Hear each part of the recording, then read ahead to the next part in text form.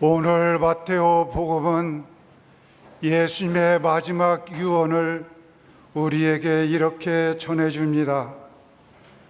그러므로 너희는 가서 모든 민족들을 제자로 삼아 아버지와 아들과 성령의 이름으로 세례를 주고 내가 너희에게 명령한 모든 것을 가르쳐 지키게 하여라. 이보다 30년 일찍 집필된 마르코 복음은 더 간결하게 이렇게 말합니다. 너희는 온 세상에 가서 모든 피조물들에게 복음을 선포하여라. 여러분, 믿지 않는 사람이 갑자기 우리에게 신자가 되고 싶은데 제가 어떻게 해야 합니까? 이렇게 묻는다면 어떻게 대답하시겠습니까?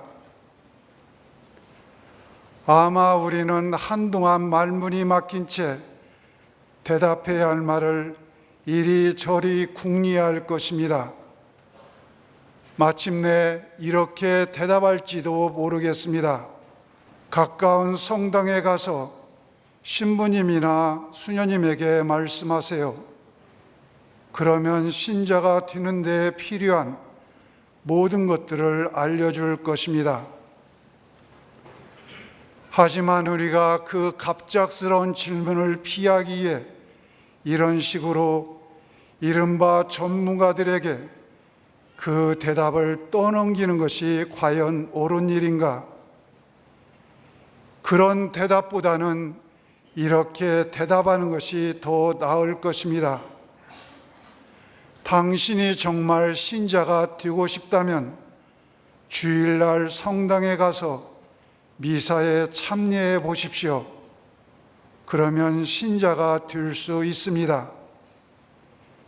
이 대답은 분명 잘못된 것이 아닙니다.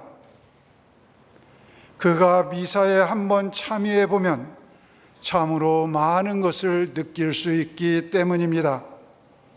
사실 미사는 지금까지 늘 우리 신앙인에게 가장 중요한 것으로 여겨졌고 지금도 그렇게 생각되고 있습니다. 미사에 참여하는 것이 가장 중요한 신앙 행위임에는 틀림이 없습니다. 그런데 참으로 이상한 것은 이처럼 우리에게 가장 중요한 미사 참여가 신약 성서에 한 번도 나오지 않는다는 것입니다. 신약 성서 그 어느 곳에서도 미사에 참여하라는 말이 나오지 않습니다. 예수님께서 미사에 참여하라고 말씀하신 적도 없었고 사도들도 미사에 참여하라는 권고를 한 적도 없습니다. 오히려 우리는 복음에서 이와는 완전히 다른 말씀을 찾아볼 수 있습니다. 너희는 온 세상에 가서 모든 피조물에게 복음을 선포하여라. 이것은 예수님께서 지나가는 듯이 그냥 부수적으로 하셨던 말씀이 아닙니다. 오히려 예수님의 마지막 말씀이며 유언과 같은 말씀입니다. 따라서 우리 모두가 반드시 지켜야 할 주님의 유언은 세상 밖으로 나가는 일입니다.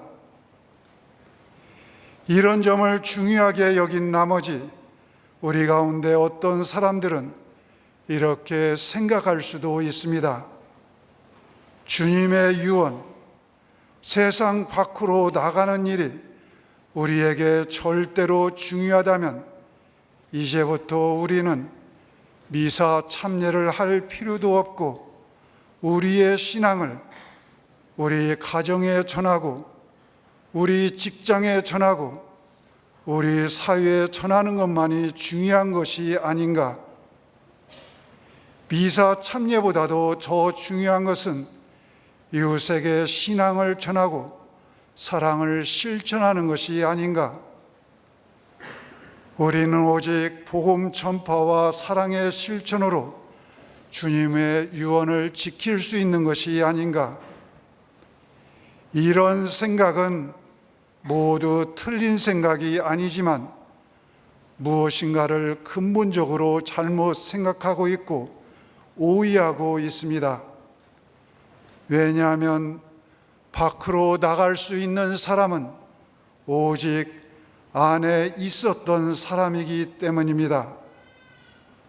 안에 있지 않았던 사람은 밖으로 나갈 수도 없기 때문입니다.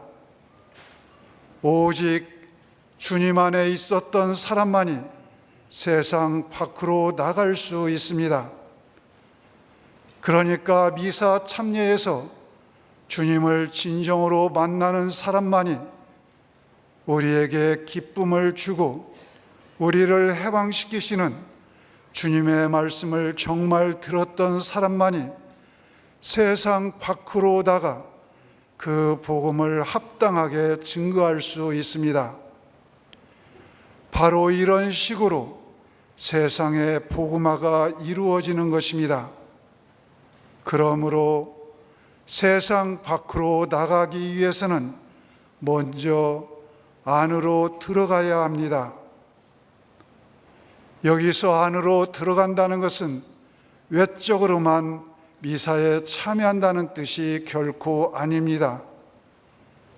이것은 미사를 통해서 늘 또다시 하느님의 사랑의 신비 속으로 깊이 들어가야 한다는 것을 뜻하고 그 사랑의 신비로부터 사랑한다는 것을 뜻합니다. 그러므로 우리는 이 미사 참여에서 하느님의 사랑의 신비를 반드시 맛보아야 합니다. 우리가 이렇게 미사 중에 하느님의 신비를 맛본 다음 주례 사제는 미사 끝부분에 이르러 미사가 끝났으니 가서 복음을 전합시다 하고 말합니다. 그러면 공동체는 하느님 감사합니다 이렇게 응답합니다. 여기서 사제는 신자들에게 이렇게 말하는 것과 같습니다.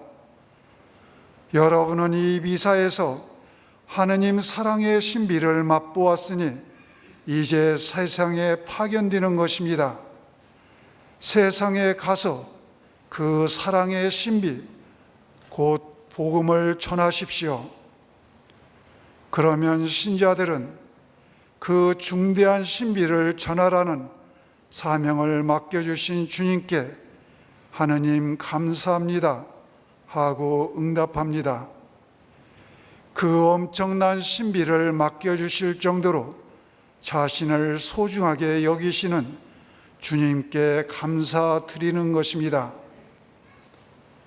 마침 예식에서 사제는 미사가 끝났으니 평화로이 가십시오 이렇게 말할 수도 있습니다.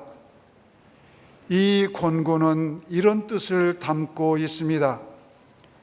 여러분은 이 미사 중에 이미 주님의 평화와 기쁨을 받았고 이제 주님에 의해서 파견되고 있습니다.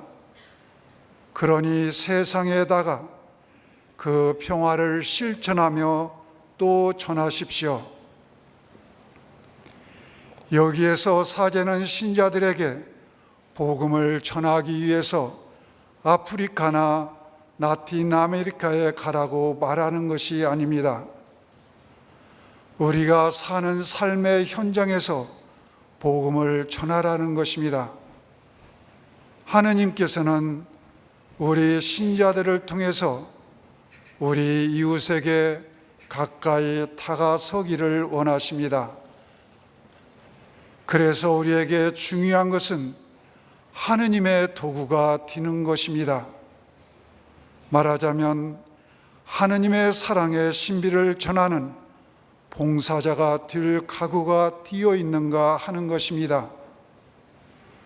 우리 자신을 당신의 도구, 당신의 봉사자로 삼으시는 주님의 파견을 받아들일 마음을 갖추고 있으면 됩니다.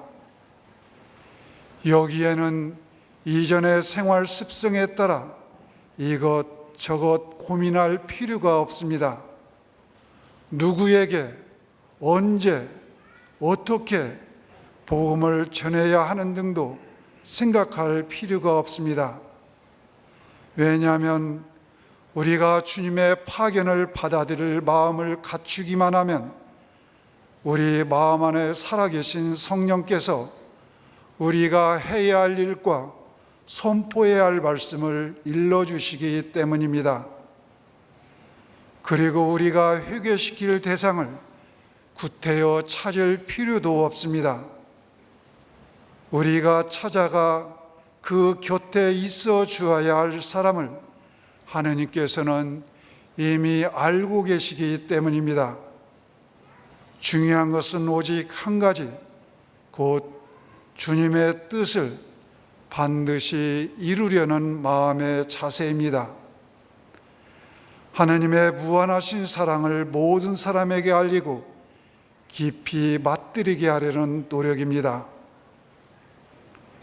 교우 여러분, 오늘 우리 부안성당은 본당 설립 100주년을 기념하며 감사 미사를 봉헌하고 있습니다.